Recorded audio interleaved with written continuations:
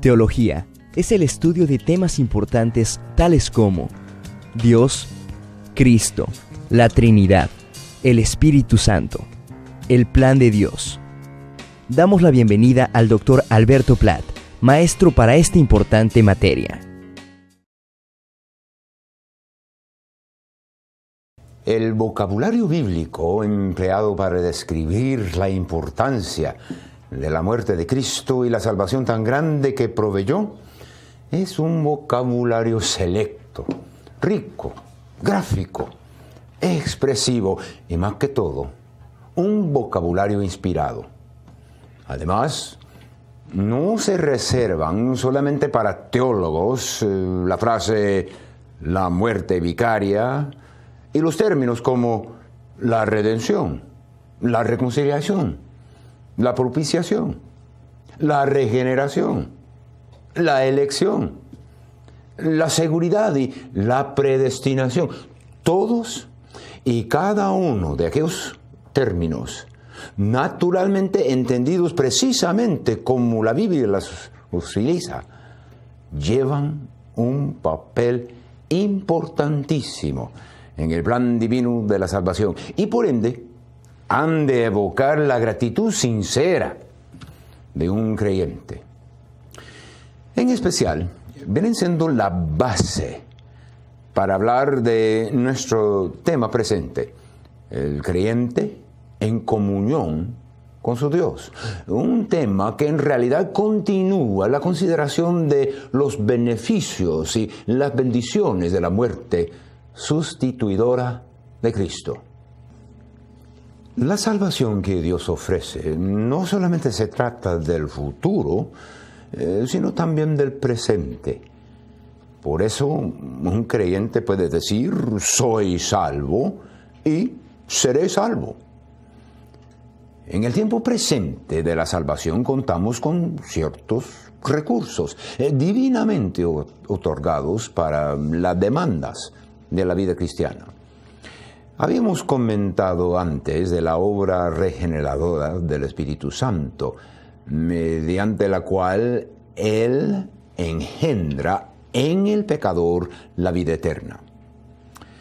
Esa misma gran obra de la regeneración instala a la vez en aquel que cree una naturaleza nueva.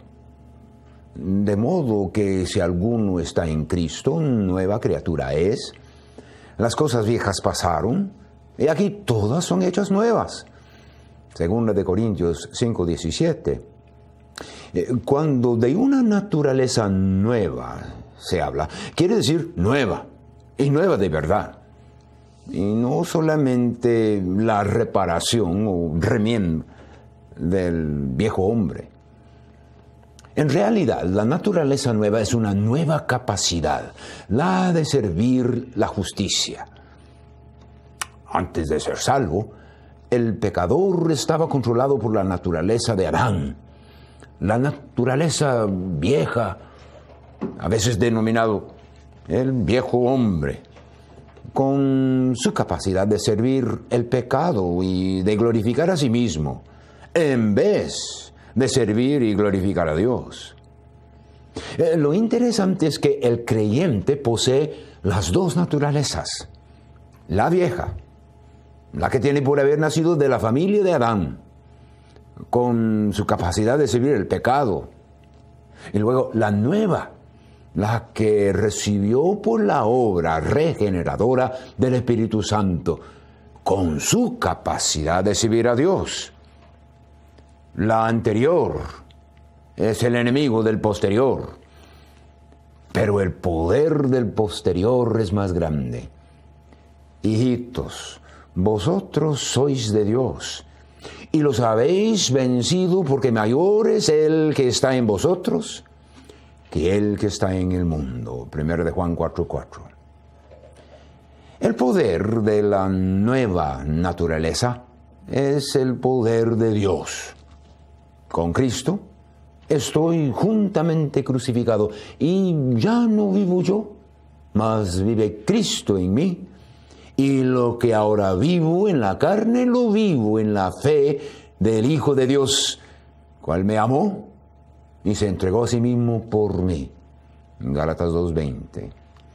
Y otra vez en Gálatas el apóstol tenía que reclamar cierto error de los recipientes de la carta. ¿Tan necios sois? Habiendo comenzado por el Espíritu, ¿ahora vais a acabar por la carne? Gálatas 3:3. Imposible. El Espíritu Santo mora en cada creyente, sencillamente porque es creyente. Porque el amor de Dios ha sido derramado en nuestros corazones por el Espíritu Santo que nos fue dado. Romanos 5. Mas el que nos hizo para esto mismo es Dios, quien nos ha dado las arras del Espíritu, en 2 Corintios 5:5. Además, Pablo nos advierte que si alguno no tiene el Espíritu de Cristo, no es de él. Romanos 8:9.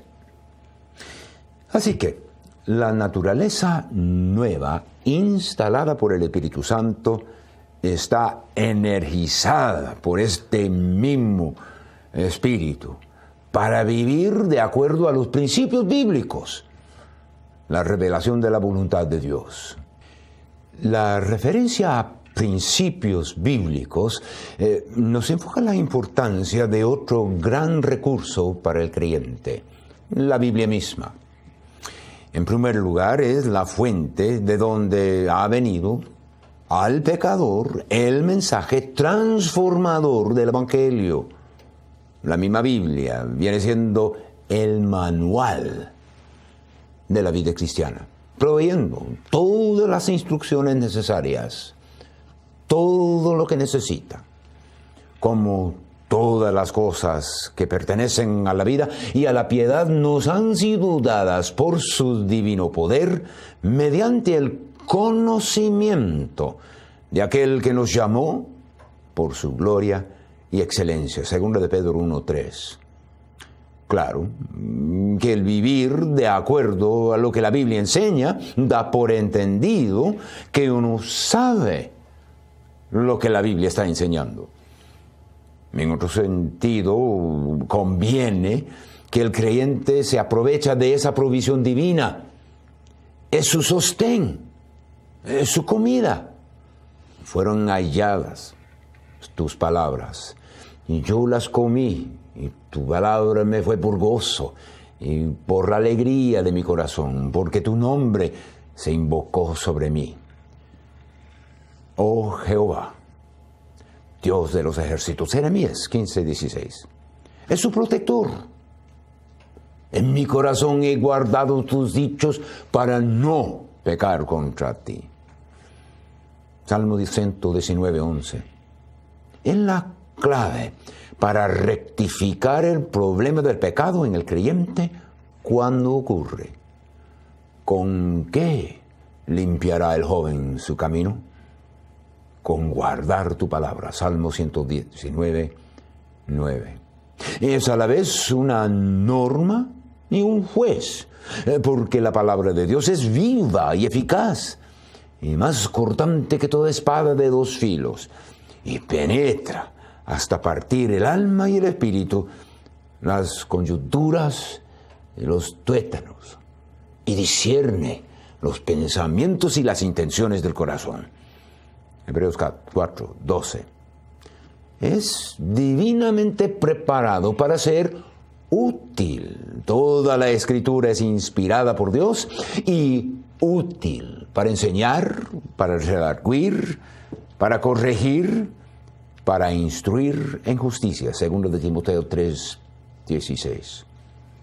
En resumen, la Biblia revela el carácter de Dios, la obra de Cristo, el ministerio del Espíritu Santo, el futuro de un creyente, en fin, todo lo que el creyente tiene que saber. Es por demás decir que la Biblia es un tesoro de valor incalculable para el creyente. De la gran lista de recursos que tiene el creyente, ya hemos mencionado la presencia y la obra del Espíritu Santo en uno, como también la palabra de Dios, el manual de la vida cristiana. Ahora queremos hacer referencia a dos aspectos de la obra de Jesucristo en el cielo, a favor de los suyos en la tierra. Hablando de Cristo, el autor de la epístola a los Hebreos escribe: por lo cual puede también salvar perpetuamente a los que por Él se acercan a Dios, viviendo siempre para interceder por ellos. Hebreos 7, 25. En 1 de Juan 2:1 leemos: hijitos míos, estas cosas os escribo para que no pequéis. Y si alguno hubiere pecado, abogado tenemos para con el Padre, a Jesucristo el justo. En Hebreos vemos que Cristo intercede por los suyos, un concepto que nos hace recordar Juan 17, versículo 9. Habiendo identificado en 17:6 a los objetos de su intercesión como los hombres del mundo que tú me diste, dijo: yo ruego por ellos. No ruego por el mundo, sino por los que me diste, porque tuyos son. Un caso muy especial era el de Pedro. Simón, Simón, he aquí Satanás os ha pedido para zarandearos como a trigo. Pero yo he rogado por ti, que tu fe no falte. Lucas 22, 31 y 32. La intercesión de que se habla en Hebreos 7 es amplia, indicando la disponibilidad y la capacidad de Cristo, nuestro pontífice, en cualquier circunstancia, por lo muy adversa que fuera. Sencillamente, Cristo intercede por nuestra necesidad. Ahora, la referencia en 1 de Juan 2 trata específicamente del problema de pecado. Pecado en un creyente. En este caso, Cristo se presenta como el abogado defensor, en cierto sentido citando la obra eficaz de la cruz que satisfizo las justas demandas de Dios por pecado pasado, presente y futuro. ¡Qué recursos más maravillosos!, ¿verdad? Bueno, el último texto citado sugiere un tema relacionado, que tiene sus aspectos negativos y positivos. Me refiero al pecado en la vida de un individuo después de haber aceptado a Cristo como su Salvador. Ahora, no me vaya a decir que el creyente nunca peca. En 1 de Juan 1:8 encontramos: si decimos que no tenemos pecado, nos engañamos a nosotros mismos y la verdad no está en nosotros. En el versículo 10 agrega: si decimos que no hemos pecado, le hacemos a Él mentiroso y su palabra no está en nosotros. Esa naturaleza vieja, con su capacidad para la rebeldía contra Dios, todavía la tenemos. Y cuando esté en control, pues el resultado es el pecado en la vida de un creyente. Bien me acuerdo de una frase de un profesor mío. Decía: el pecado, sea cometido por el incrédulo o por el creyente, es igualmente pecaminoso ante Dios. En ambos casos hay consecuencias. El incrédulo, por ser pecador, peca. Y por ser pecador, es culpable. El castigo es la separación eterna de Dios en el infierno. El único remedio es la salvación que ofrece Cristo por su muerte. Y la única oportunidad que tendrá para aprovechar ese remedio es el tiempo presente. En el caso del pecado de un creyente, aunque ante Dios el carácter del pecado siempre es rebeldía, la posición del creyente es diferente que la posición del incrédulo.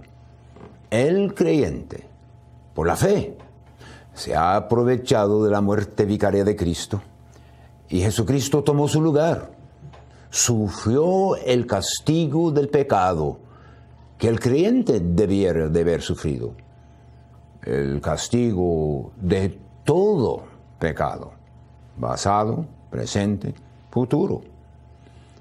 El creyente entonces está seguro que las justas demandas de un Dios santo y justo fueron satisfechas y que la salvación que había adquirida está intacta. Pero consecuencias sí las hay. Como decimos, el pecado no rompe la relación con Dios. El creyente sigue siendo hijo de Dios, salvo por la gracia de Dios. La primera epístola de Juan trata de varios de los resultados, o sea, las consecuencias del pecado en la vida de un creyente. Considere 1 de Juan 1:6, en donde admite de la posibilidad no atractiva de andar en tinieblas.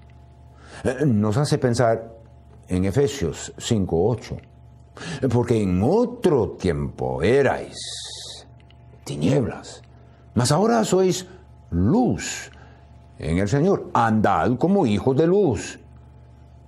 El andar en tinieblas es a la vez la causa y el resultado del pecado en un creyente, y no muy atractivo. El mismo versículo 6 de 1 de Juan 1 y el versículo que sigue señalan todavía otro resultado: la pérdida de comunión con Dios. Se disfruta de la comunión con Dios solamente cuando uno anda en luz. Tenemos que recalcar que aquí la pérdida no se refiere a la relación con Dios, sino a la pérdida del placer, de la comunión con Dios.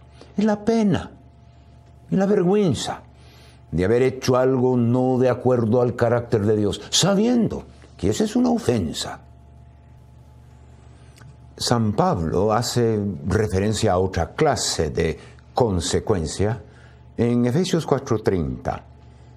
Y no contristéis al Espíritu Santo de Dios, con el cual fuisteis sellados para el día de la redención. Lo que contriste el Espíritu Santo es el pecado, y en específico, el pecado de resistir la obra del Espíritu sobre la palabra en el corazón del creyente. Podemos entender mejor el concepto al leer Santiago 4:5. El Espíritu que Él ha hecho morar en nosotros nos anhela celosamente.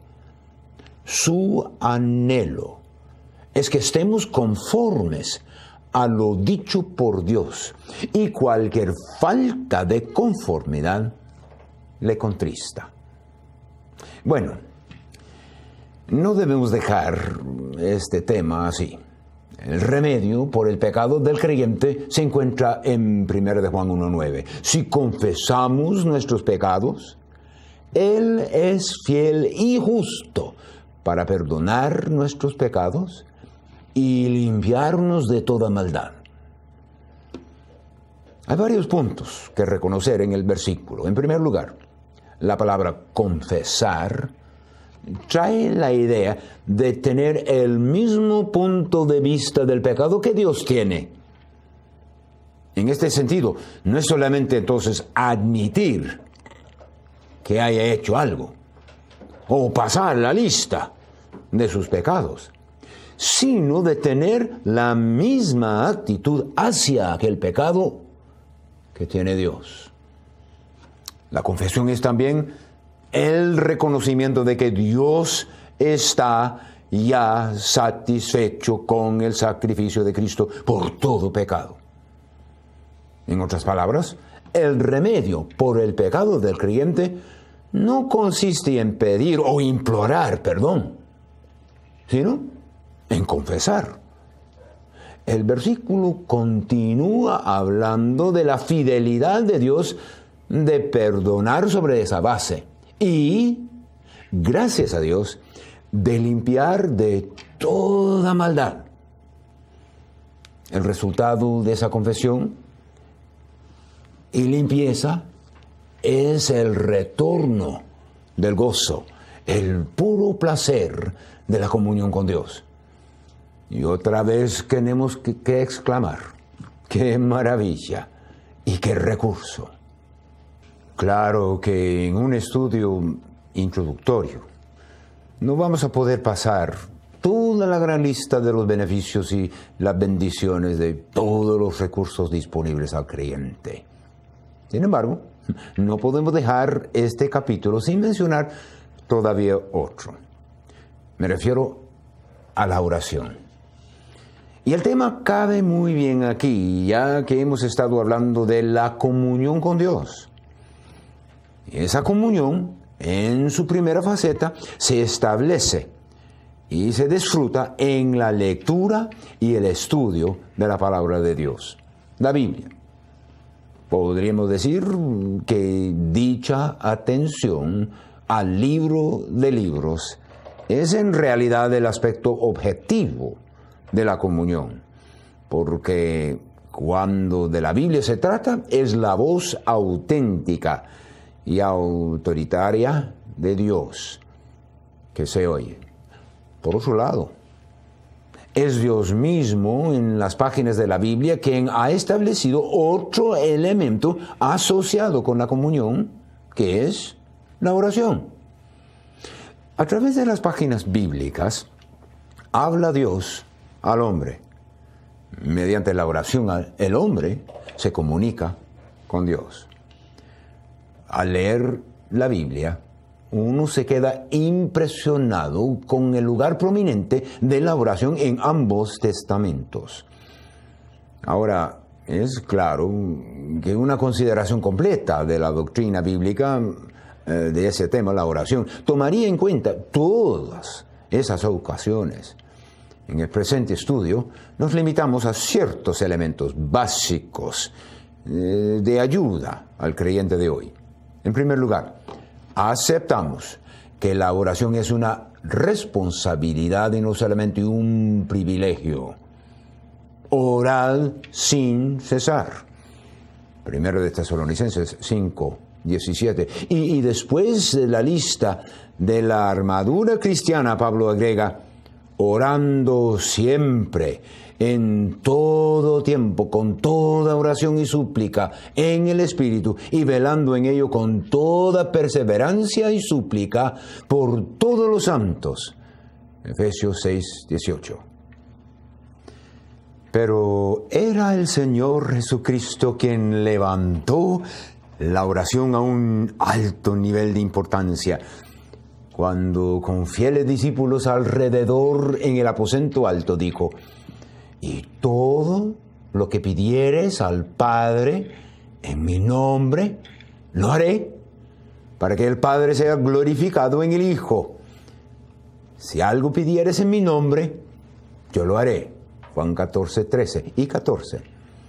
En el siguiente capítulo dijo al mismo grupo, si permanecéis en mí y mis palabras permanecen en vosotros, pedid todo lo que queréis y os será hecho. Juan 15:7. Luego, siempre en el aposento alto, agregó, de cierto os digo, que todo cuanto pidieres al Padre en mi nombre, os lo dará.